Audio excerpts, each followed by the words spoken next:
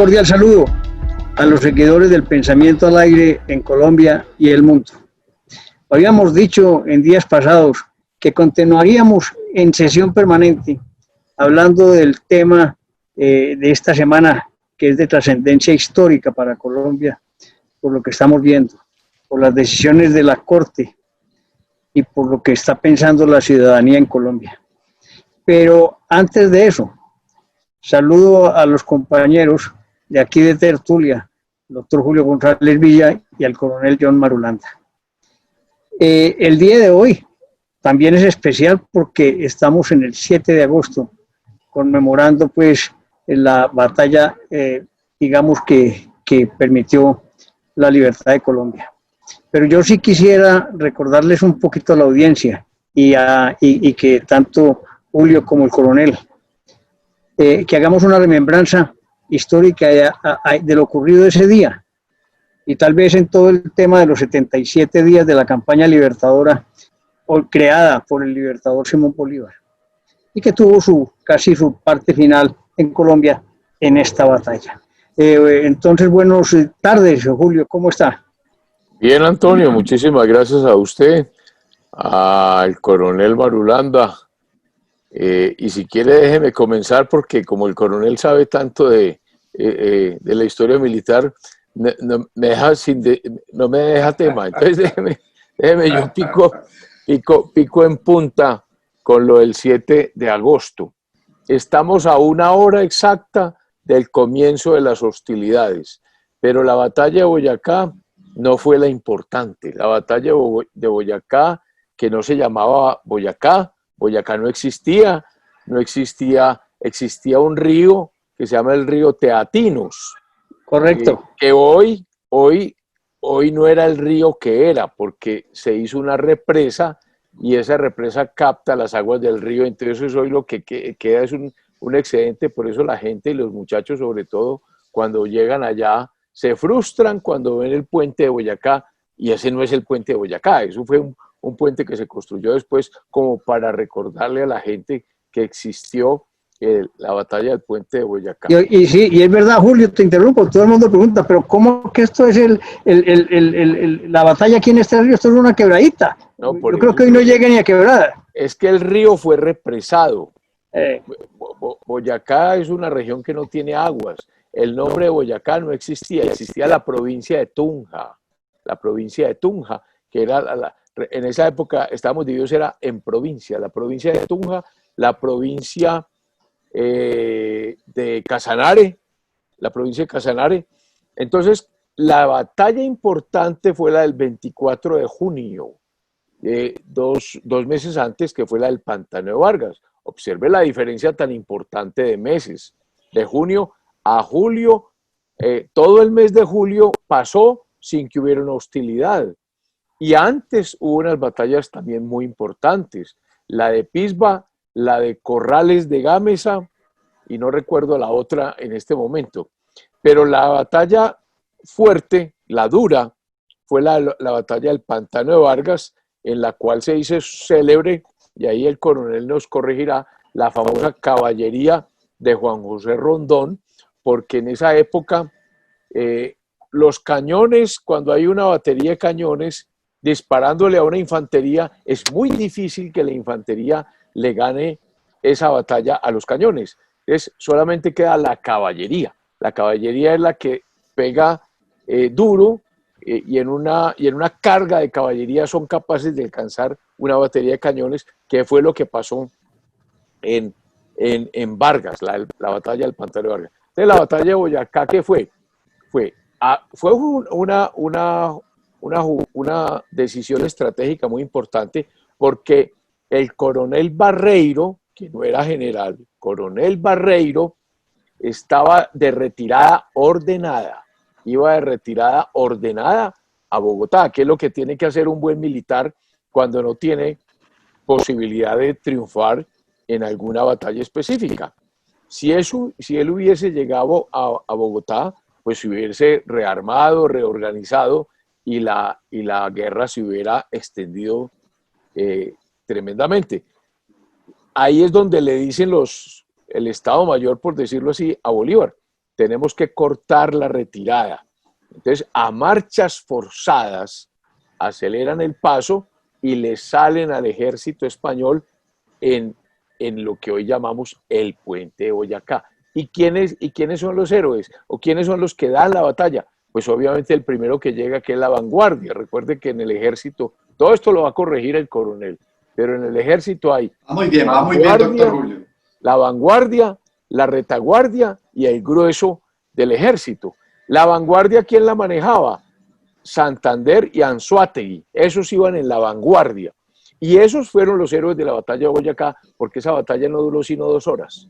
O sea, fue tanta la sorpresa de Barreiro que no necesitó que llegase el grueso del ejército para acabar de destrozar el ejército español, que venía muy aporreado con la batalla del Pantano de Vargas. Y ahí viene pues la importancia de Santander y Anzoátegui. Julio, te pregunto, en ese momento las fuerzas estaban muy parecidas, cada uno con 2.700 o 2.800 hombres, porque como se iba replegando el coronel Barreiro con toda su gente, él tenía muchos allí. A ellos los cogieron fue sorpresivamente, casi que en el almuerzo.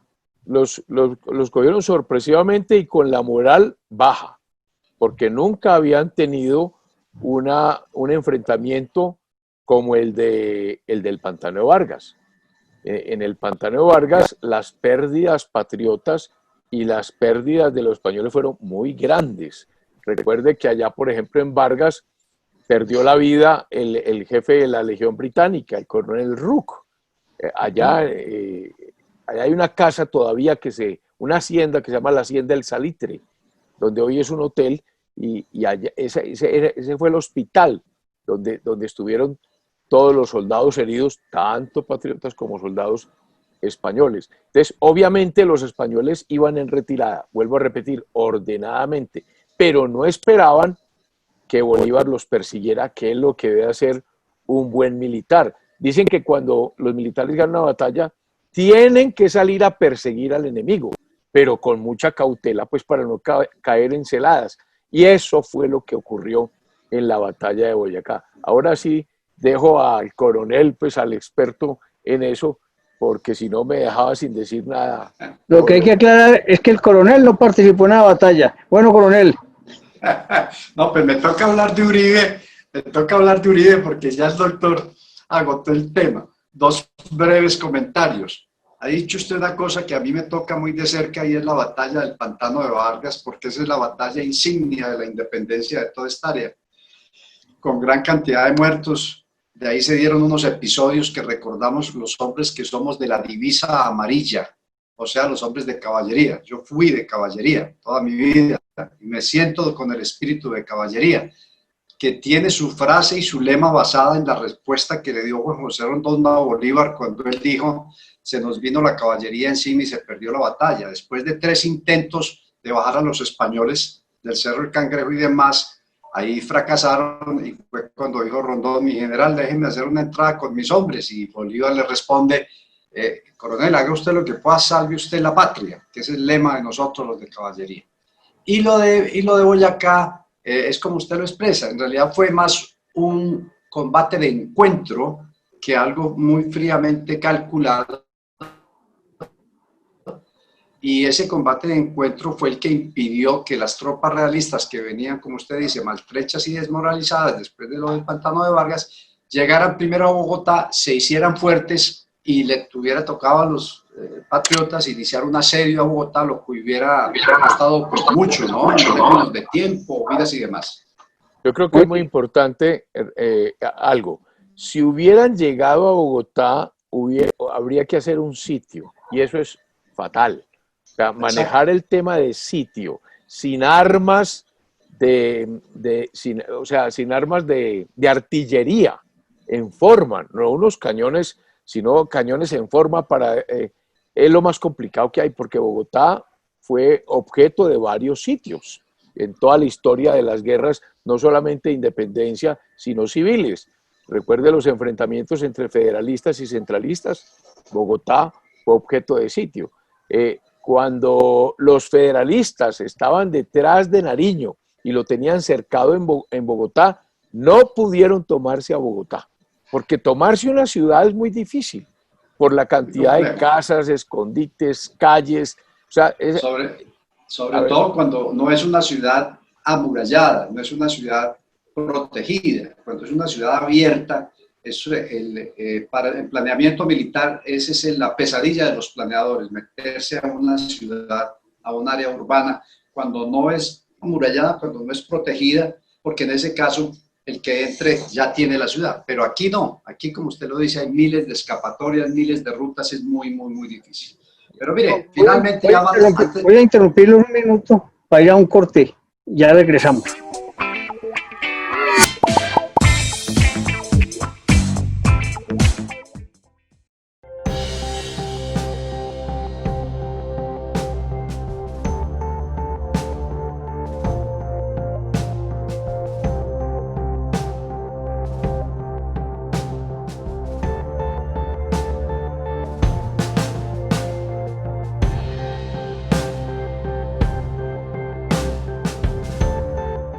Bueno, ibas a terminar, Julio, con algo, ¿cierto?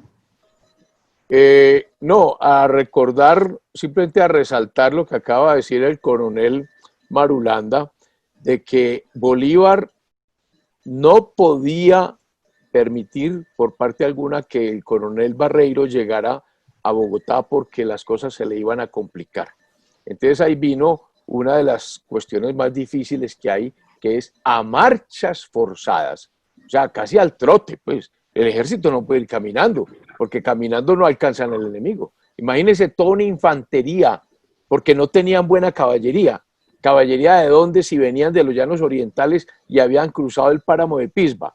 Seguramente encontraron algunas fincas en Boyacá que les iban a dar algunos caballos, pero no tenían suficiente caballos para armar una caballería. O sea, fíjense que la única caballería que tenían la habían agotado en Vargas, porque a pesar de que alcanzaron las baterías de cañones en el Cerro del Cangrejo, como recuerda el coronel, mientras llegaban allá fueron muchas las pérdidas que sufrieron. El cuento de los 14 lanceros, eso es un cuento. Yo creo que eso fue un cuento, yo creo que no eran 14 lanceros, eran muchos más, seguramente, coronel, llegarían 14. En el parte de guerra de Bolívar, en aquel entonces se mencionan exactamente 12 hombres, Carvajal, con nombre propio, 12. Pero evidentemente ahí salieron un poco más. Y si bien el puente de Boyacá fue en términos militares una especie de escaramuza, no fue una batalla grande como tal, no fue un combate, a diferencia del Pantano de Vargas, fue más decisivo para la estrategia de liberación que la batalla del Pantano de Vargas, en donde otras cosas se dio un episodio que usted debe recordar, y que fue el enfrentamiento entre el sargento Inocencio Chicá, un llanero patiarzuelo, patirrajado, con una vara y un churro que era su lanza, y se enfrentó al capitán Bedoya, que era un hombre del séptimo de húsares de Fernando, y que usaba morrión, chaquetilla, sable, pistola y todo lo demás, y que era de experiencia napoleónica, y que era el que encabezaba, era el comandante de la caballería realista, y los dos en un reto individual salieron al campo de batalla y se enfrentaron, y en el choque inicial Barreiro, el capitán Bedoya, alcanzó a darle un sablazo mortal a Inocencio Chicá, y Inocencio Chicá lo alcanzó a atravesar con la espada, con la lanza, y ahí quedaron los dos muertos. De ahí la escuela de suboficiales del ejército tiene el nombre del sargento Inocencio Chicá. Y después viene la muerte de Jaime Rook, quien muy inteligentemente agonizando, dicen que levantó el brazo, que le tuvieron que amputar, viva la patria. Me imagino que él, como buen británico, dijo, viva la patria. 2 puntos. 1, Barreiro. ¿Por qué había un coronel y no un general dirigiendo el ejército español? Mi teoría es que Pablo Morillo, que era el gran general de todos los ejércitos españoles, no tenía certeza de la entrada, o sea, de la estrategia de Bolívar. Yo creo que Morillo estaba esperando coger a Bolívar en una batalla en Venezuela. Y ahí vino lo que se llama la finta de distracción. ¿Qué es lo que hace Bolívar y qué es lo que la estrategia diseñada en los llanos de Venezuela y orientales de Colombia.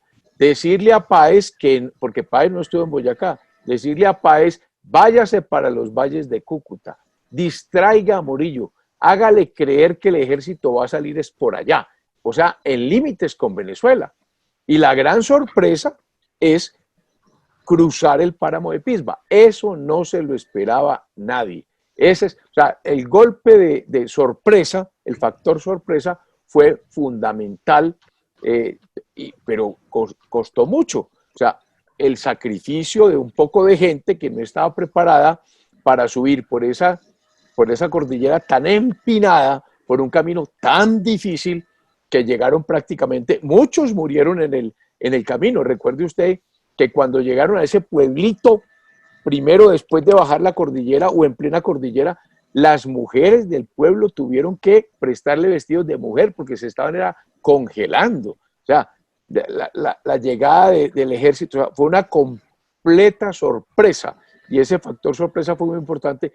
Eso es lo que a mí lo que yo trato de explicar, de que fuera un coronel el que estuviera resistiendo el grueso del ejército libertador y no un general del tamaño de Morillo, porque Morillo, la pregunta es, ¿qué hacía Morillo en Venezuela? O sea, la finta de distracción funcionó perfectamente, porque el gran general, el veterano, el vencedor de Napoleón, imagínense, es que aquí no había cualquier soldado español, eran unos veteranos de la guerra contra Napoleón Bonaparte, que habían triunfado, derrotado al militar más importante de la historia del mundo. Estaba acá, pero no estaba en la Nueva Granada. Y esa estrategia también he leído yo a quién se le debe, a Santander. Ese era el segundo punto que quería yo resaltar. Santander muchas veces, a veces es, digamos que identificado como un abogado y como un hombre que no era valiente y como un hombre envidioso. No, señor, Santander era un hombre con educación militar también, muy joven. Es que Santander es de los que estuvo desde 1810, lo que pasa es que en unos cargos muy insignificantes. Santander, después de la toma por Pablo Morillo en 1814, tuvo que salir con Serviés. O sea, el gran jefe de Santander, un francés, Serviés, y ahí es donde uno entiende que haya apellidos ingleses y apellidos franceses metidos en la guerra de independencia. ¿Por qué? Porque habían terminado las guerras napoleónicas y todos esos soldados sin oficio en Europa ven una guerra y les iban a pagar, y entonces terminan todos aquí. Rooke, O'Leary, Hahn, Serviés, aquí está toda esa gente. Es el jefe de Santander y de Córdoba fue Serviés, quien los lleva en buena hora, los lleva al lugar donde pudieron resguardarse, que eran los Llanos Orientales, porque el presidente encargado de la Nueva Granada no quería ir a los Llanos Orientales, él quería irse para el sur, para Popayán, y Serviés, muy bien ubicado estratégicamente, dijo, nos vamos para el sur y nos acaban, porque allá están las fuerzas españolas del Perú y suben fácilmente. Entonces, es en los Llanos Orientales donde nos tenemos que resguardar. Se resguardaron allá y de allá se mantuvo la independencia, la única provincia que permaneció libre. Toda la guerra de independencia fue el Casanare. El Casanare jamás fue tomado por los españoles. Muy bien. Coronel, señor. Otra opinión sobre el tema que está contando tan interesante el doctor Julio.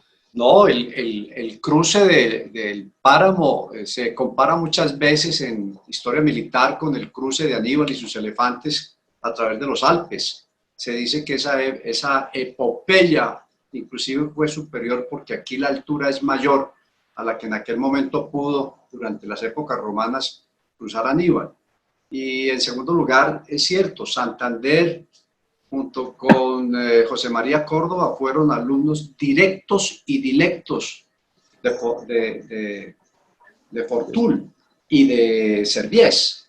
Cuando hicieron la primera escuela militar aquí en Río Negro, ellos fueron alumnos de él, y Caldas, Santander y demás aprendieron todas las técnicas y tácticas y estrategias que les trajo él desde Francia, que se aplicó en gran medida aquí, pero con un sentido muy criollo. Cuando uno ve exactamente cómo enfrentaron las estrategias francesas a las prusianas y ve lo que se hizo en Colombia en una concepción de líneas exteriores, se da cuenta que la gente de aquí, Bolívar, Santander, todos ellos, Anzoátegui, todos tenían un desarrollo criollo muy adecuado a las circunstancias de enemigo, tiempo y terreno, diferenciándolo de Europa. Y el resultado es eso, el resultado es que los españoles les tocó salir en carrera porque no pudieron derrotar a lo que llamaban a ellos un ejército de andrajosos. Eso habla muy bien del espíritu militar y de la ciencia militar que desde ese entonces en Colombia ha sido muy bueno. Fíjese usted que la derrota de la guerrilla de las FARC obedeció a un criterio, a una doctrina propia.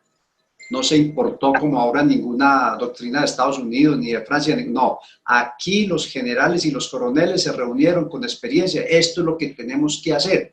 Tomaron las decisiones y en 8 años con el apoyo de Uribe acabaron al azar militarmente. Y recuerde la importancia, coronel, ahora que usted habla del genio criollo de Caldas. Hombre, Francisco José Caldas se radica en Antioquia. Y ahí, y militarmente, se habla de unos pasos fortificados muy importantes en el Cauca que diseñó Caldas. Caldas es el creador de la Casa de la Maestranza en Río Negro, y lamentablemente Caldas, precisamente por ese genio militar, termina fusilado por Pablo Morillo cuando llega, pero efectivamente hay una adecuación de toda la técnica militar inglesa, francesa, prusiana a las condiciones de acá. Es que suena muy simpático, ¿no? Uno quiere ir a Europa y nunca las montañas de Europa tienen las alturas que hay acá, por ningún motivo. Por eso les da tan duro a los europeos participar en las competencias ciclísticas acá. Julio y coronel, me viene a la memoria también un dato importante y fue la gesta militar de Córdoba en Yarumal, en aquella famosa batalla que impidió que se juntaran los ejércitos españoles también. Creo que vale la pena hacer una remembranza ahí, Julio, coronel, sobre ese aspecto también militar ingenioso que tuvimos.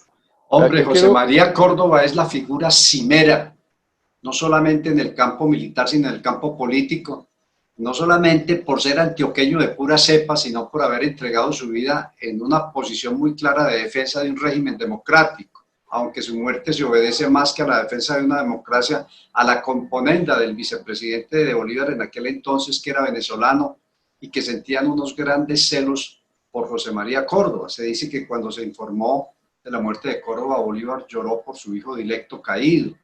Vámonos para un corte y le damos, continuamos con esta historia.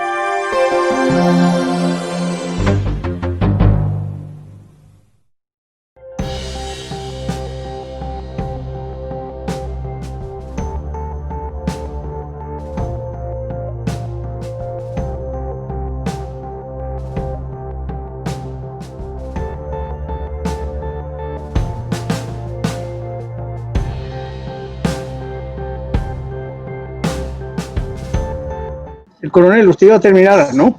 Fue la batalla de Santuario en donde murió José María Córdoba.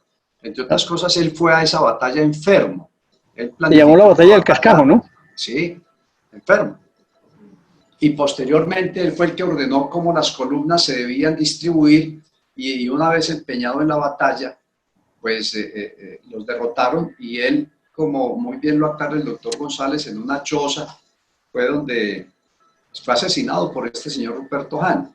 Pero todo eso se mueve dentro de ese espíritu de esta juventud. Era muy joven José María Córdoba, participó en todas las batallas importantes de la independencia, no solo en Colombia, sino en América Latina. Hizo famoso una frase que es, entre otras cosas, así como Juan José Rondón es el de "Salve usted la patria", el lema de la infantería colombiana es "Paso de vencedores", que fue lo que él exclamó en Ayacucho cuando enfrentaba ya a los españoles y se apeó, porque esa es otra discusión que tenemos los militares, que Córdoba era de caballería, no, que era de infantería. Pues el hombre era inicialmente de caballería, pero en la batalla de Ayacucho descendió de su caballo, se puso al frente de sus hombres y les dijo: escuadrón, armas a discreción de frente, paso de vencedores. y eso se volvió histórico y por eso el lema de la infantería colombiana es paso de vencedores. Entre otras cosas, coronel, porque esa carga de Córdoba fue en un cerro, en el cerro del Condurcunca, y la caballería en un cerro no es muy buena. La infantería sí es tremenda. El sapeo. Se apea del caballo. Hombre, de Córdoba hay que decir varias cosas. Córdoba estuvo en la batalla de Boyacá, volviendo al 7 de agosto. Él estuvo presente el combate en la batalla de Boyacá y vence en la batalla de Boyacá. Y como vencedor de la batalla de Boyacá, como único antioqueño reconocido participante en esa batalla, inmediatamente termina la batalla, le pide al general Bolívar que le permita a él liberar a su tierra, Antioquia. Entonces Bolívar le da a unos soldados y diga, bueno, arranque, porque Antioquia juega un papel estratégico muy importante. Claro. ¿Cuál? Antioquia siempre ha sido el paso fluido de las costas del Atlántico al Perú. Es decir, la comunicación de Lima, la comunicación con Quito, Popayán, Cali y Cartagena es por Antioquia, no es por el Magdalena, es el Cauca, ese es el punto. Entonces, estratégicamente era fundamental controlar Antioquia para evitar que llegaran refuerzos de los españoles por Cartagena, por la costa, y evitar también refuerzos por el sur. Entonces ahí viene la importancia de Córdoba. Córdoba llega a Nare, sobre el río Magdalena, toma el camino de Nare y sube a Marinilla y al oriente antioqueño, y ahí los españoles, cuando ven lo resuelto que está Córdoba, se retiran al norte tratando de unirse con las fuerzas que están en la costa. Antioquia está en manos del coronel Barletta, y entonces ahí Córdoba diseña la estrategia de hacer la batalla, de llevarlos a la batalla de Chorros Blancos entre Yarumal y Campamento, que fue una batalla con toda la regla. Dicen que son una serie de batallas que hubo allí de suma importancia estratégica, porque controlando eso controlaba el norte, y eso fue lo que ocurrió. Porque Córdoba, a partir de ahí, empieza a controlar todo el norte de Antioquia y la costa. Por eso el departamento de Córdoba se llama Córdoba, porque Córdoba da batallas en Corozal, en Sucre, en toda la costa, para sitiar a Cartagena, que era digamos que el premio mayor de la independencia, lograr conseguir la plaza fortificada de Cartagena, porque es un puerto y está fortificada.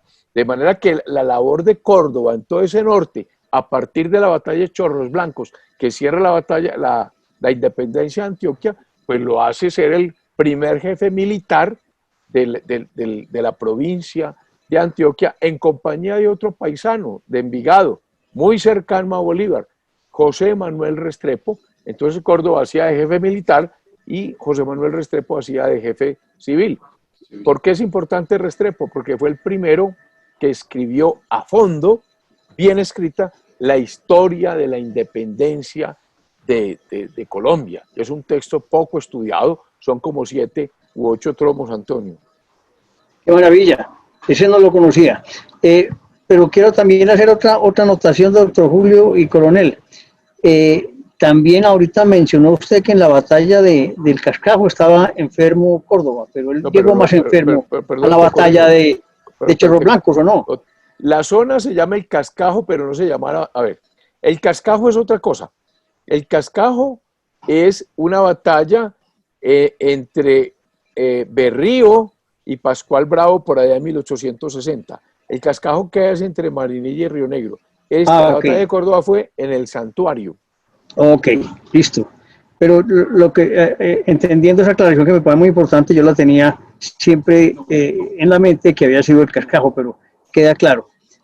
La pregunta mía es, entiendo que Córdoba también llegó muy enfermo por un accidente que tuvo al caerse de un caballo. Pero Córdoba tenía un caballo muy brioso que se llamaba el Inca. Pero Córdoba era un muchacho, bien plantado, bien parecido, no era casado, Muy pretendido, el poder, el coronel sabe cómo es la cosa, unas charreteras, el poder, comandante de Antioquia. Entonces, acuérdese que a Córdoba le arrastraba el ala nada menos que Manuelita Sáenz.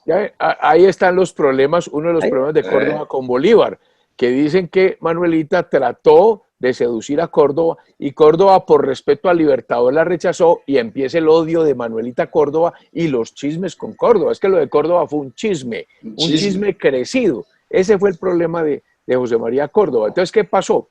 Que Río Negro, Córdoba ya de comandante militar de Antioquia, antes de la batalla de Chorros Blancos, en un agasajo que le quisieron hacer en Río Negro, se monta en su caballo el Inca y ahí había una niña que le gustaba mucho. Creo que la novia era de apellido Morales, porque tengo entendido que era hija o sobrina de Juan de Dios Morales. Juan de Dios Morales, uno de los personajes más importantes de la historia, porque en 1809, siendo de Río Negro, termina redactando la independencia de Quito.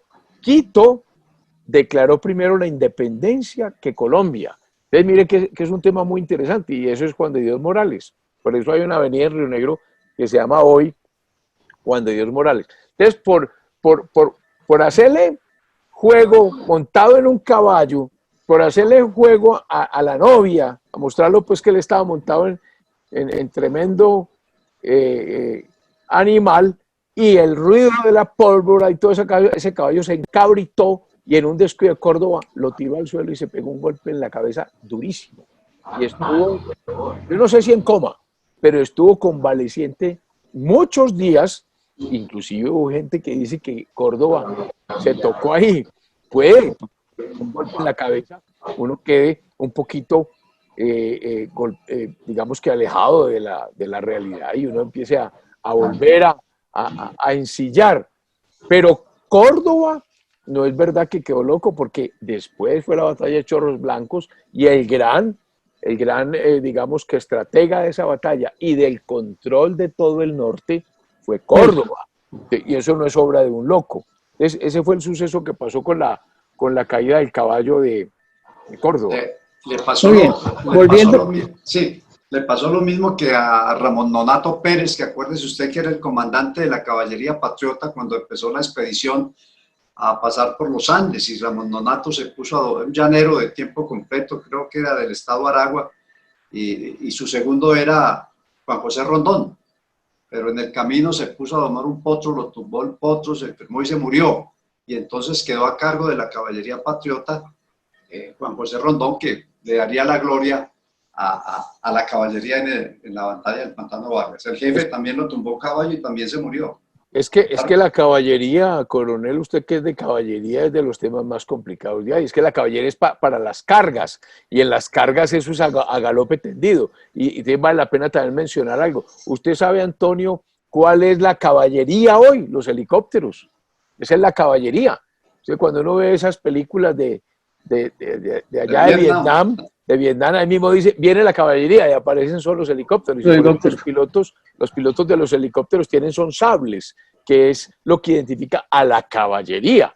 La caballería tiene el sable de la caballería. La caballería es para romper las líneas del enemigo y ya permitirle a la infantería. Recuerde desde Alejandro, desde todos estos generales, la división del ejército en infantería y caballería. Y nunca la caballería es tan numerosa como la infantería, porque es que el infante pues es el menos importante, en el sentido que es el que menos tiene. El caballero es el que es capaz de tener un caballo, un sable y alguien que le alimente ese bendito caballo. O sea, en los romanos había un nivel que eran los equiters. Los equiters eran los que eran capaces de manejar la caballería. Y normalmente las caballerías están en las alas. En un ataque militar, la caballería está en las alas para hacer cualquier ataque, romper, y ya la caballería hacer su trabajo. Los voy a sacar un poquito del contexto para que este 7 de agosto contemos un poquito la llegada del ejército libertador a Bogotá. ¿Qué pasó después de esa batalla y cómo llegaron allá a Bogotá? eso sí tiene un sabor más político y social que militar. Antes de seguir adelante, la caballería no solamente es la que irrumpe, la caballería siempre ha tenido la misión de ser la vanguardia para explorar, como es la más rápida, es la que se mueve. Todo lo que se mueva se monta, todo lo que se monta es de caballería. Pero la caballería ligera. Tuvimos caballería en motos, tuvimos caballería en submarinos alemanes, los U-2, tuvimos caballería en helicóptero, tuvimos caballería en tanques, que es el arma típica de la caballería, los tanques, después de la Segunda Guerra. Entonces la caballería siempre va adelante, mira y pasa el dato atrás. En helicóptero, soy piloto del ejército de Estados Unidos y la primera vez que fui a línea de vuelo, allá llegó nuestro comandante de escuadrón instructor y llegó con su sombrero Stetson negro, con las barras de caballería acá y dijo, buenos días, bienvenidos a Fort Rocker, Alabama. Y yo, por supuesto, sacaba pecho porque yo soy de caballería colombiana. Eso, o tanquista, o piloto de helicóptero, o a caballo, ¿no? Dicho esto, la caballería cumple funciones de flancoguardia también. Y lo que usted decía, mi doctor Antonio, de que el ejército, o era usted, doctor Julio, que el ejército cuando derrota tiene que perseguir y acabar, eso se llama consolidar el éxito. Esa es otra tarea típica de la caballería. Cuando el enemigo está a la huida, le dicen a los de caballería, que son los que más rápido se muevan, persíguelos y acábelos. De ahí que viene una larga tradición de los cosacos, los centauros de Pancho Villa, todos esos de ser tipos muy sanguinarios, muy despiadados, pero al mismo tiempo la caballería es el arma de la nobleza. Por aquello de que solamente los nobles se daban el lujo de tener un caballo, y alimentarlo y mantenerlo y tener la armadura adecuada. A ver, la llegada a Bogotá es muy importante. ¿Por qué? Porque se consolida una cuña entre los dos grandes ejércitos españoles. Morillo en Venezuela y al sur está el grueso del ejército, allá está Canterac, allá está lo más fuerte. Recuerden que de los 4 virreinatos de América, el más rico era el Perú, el más realista, el más difícil. Entonces, y la gran estrategia de Santander era eso, metámonos como una cuña, el coronel sabe más de eso que yo, una cuña para dividir los dos ejércitos. Una vez consolidada Bogotá, comienza la historia política, porque Bolívar dice, y mi patria, y entonces dice, ¿y a quién dejó aquí? Dijo, a Santander. ¿Por qué? Porque es un organizador, es que era abogado. Santander, recuerde que llega a los Llanos Orientales prácticamente al mando del ejército porque fue asesinado Serviés por Páez, dice los chismes de la historia. Entonces Santander empieza a disputar el mando a Páez y a Páez a no dejarse de Santander. Ahí empiezan los problemas serios entre Venezuela y la Nueva Granada, porque ya está Páez que no reconoce a Santander. Santander, para no perder las campañas para no desunir, cede su puesto a Páez hasta que finalmente llega Bolívar y el reconocido por todos es Bolívar. Entonces queda Santander en Bogotá. Bolívar tiene que pensar todo con mucha sangre fría. Entonces Bolívar dice, Santander, usted tiene que quedarse aquí. Usted no puede irse conmigo para Venezuela porque Páez le hace un desplante. Entonces aprovecha y lo deja encargado del gobierno. Y se va con Páez a Venezuela y da la batalla de Carabobo. Ya es 1821. Ya Santander lleva 2 años o 1 año largo tratando de organizar la república. Santander es el encargado de preparar el Congreso de Cúcuta. Fíjense que señalan Cúcuta como un sitio limítrofe entre lo que se va a crear, la Gran Colombia. Entonces, la parte política la organiza Santander, mientras Bolívar y Páez dan la batalla de Carabobo, que como fue una llanura, la caballería fue fundamental. Y allá acaban con el ejército español a cargo sí. Entonces queda Páez es un jefe ya natural en Venezuela. Páez natural en Venezuela, Santander natural aquí. Y esa es el germen y la destrucción de la Gran Colombia, porque ese par nunca se van a entender. Alguien dice que si Bolívar hubiera sido inteligente, pues chismes, esto es locuras, hubiera fusilado a Páez y hubiera fusilado a Santander y existiría la Gran Colombia. Pero ese par sueltos, cada uno en Venezuela, cada uno, y en la Nueva Granada. Y Flores en el Ecuador. Y Flores en el Ecuador, pero ese después, pero en fin, sí. Ahí está el mismo germen de la destrucción de la Gran Colombia. La Gran Colombia fue un sueño bolivariano, pensado, muy bien pensado, porque es que aquí habían dos grandes naciones, los Estados Unidos y el Brasil. El uno de portugués, descendiendo pues del imperio portugués, y el otro que había vencido a Inglaterra. Entonces Bolívar dijo, donde estos paisitos sigan como están, nos van a comer vivos. Aquí hay que crear una gran confederación, y ahí piensa en la Gran Colombia. O sea, Bolívar era un visionario, un gran visionario. Si eso se hubiera mantenido, si hubiéramos sido capaces de crear una confederación, hubiéramos tenido, digamos que, la fuerza suficiente para tener a Estados Unidos allá y para tener al Brasil acá. Pero entre Páez, Santander y Flores, como dice el coronel, y abajo San Martín, que San Martín tampoco era... Pero San Martín finalmente en Guayaquil rindió su espada a Bolívar. Y le dijo, aquí en este reino no caben dos reyes. Siga usted, general, yo me retiro, y se retiró efectivamente. Pero la disputa era por Guayaquil. Sí, señor. Ojo, la disputa era por Guayaquil. O sea, porque es que San Martín venía vencedor con Argentina, con Uruguay, con Paraguay, con Chile, y subió. O sea, era el gran protector del Perú, era San Martín. Claro. Y Bolívar iba por el Perú. O sea, ambos iban por el virreinato más rico de América, el Perú. Esa era la joya de la corona. Y ahí es donde viene la famosa entrevista de Guayaquil, y Bolívar no cede. Bolívar no cede y definitivamente San Martín dice, con este hombre no hay nada que hacer. O nos vamos a las manos y a las armas, que sería una locura, o yo me retiro. Entonces San Martín se retiró. Y por eso es que queda el Perú a merced de Bolívar. En el Perú no quieren a Bolívar, hoy. No, señor. Pero en su momento sí lo querían. ¿Por qué? Porque Bolívar da la batalla de Ayacucho. Y con la batalla de Ayacucho consolida la independencia. Téngase en cuenta que no estuvo presente en la batalla de Ayacucho. ¿Por qué? Por culpa de Páez y Santander.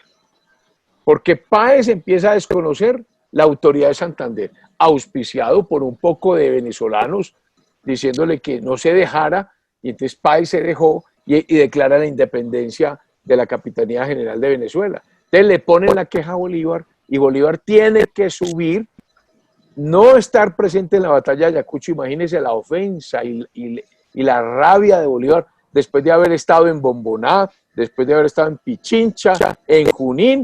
Iba a consolidar la independencia de 1824 y no lo dejaron. Entonces tuvo que subir como un papá a regañar ese par de pelados que eran Santander y Páez, y se pierde la batalla de Ayacucho. Por eso el héroe de Ayacucho es Sucre y Córdoba, y no Bolívar.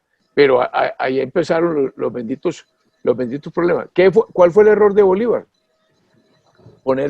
Después de que consolida la independencia, era un gran estadista, era un gran pensador, era un tipo muy estructurado, pero de lo estructurado que era, se inventa un territorio nuevo para poner en práctica unas ideas que él tenía políticas.